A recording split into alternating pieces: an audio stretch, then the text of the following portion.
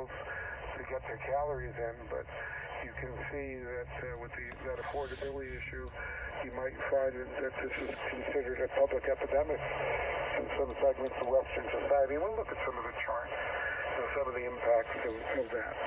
But the sucrose in the diet are not just sucrose or table sugar, but we also have free sugars, the monosaccharides, the disaccharides, of course, are added by the food, by the manufacturers or restaurants or consumer industry.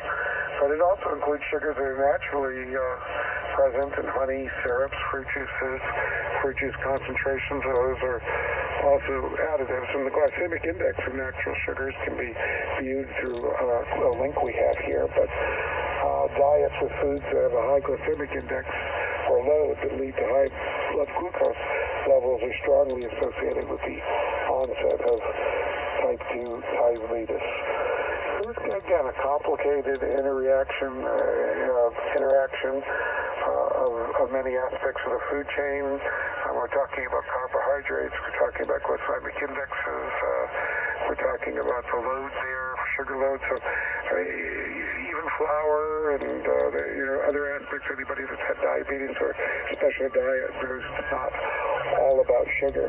So what are some of the problems? What are some of the issues that we see?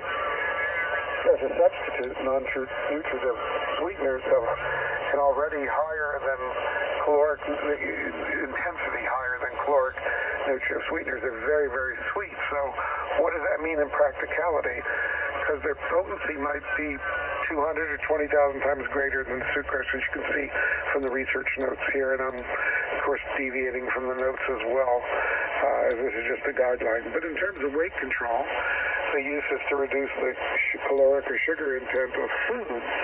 But other applications include the management of diabetes through substitution in the diet. And do we need to consider balancing the potential adverse risks of these artificial non-nutritive sweeteners against those from the use of sucrose and other natural sweeteners? Again, this is a complicated scenario. It's a trade-off. And I think Jerry N4TSC in our earlier Digital Net reminded us that moderation is the rule of the day and common sense. So we can talk about all the science we want. And when I talked about earlier about perhaps being exposed to sugar at a young age, so we're talking about neurobiological effects of these things too. And just because something is sweet, do we really know, is it the sweetness that causes that neurological response? Is it the sweetness regardless of the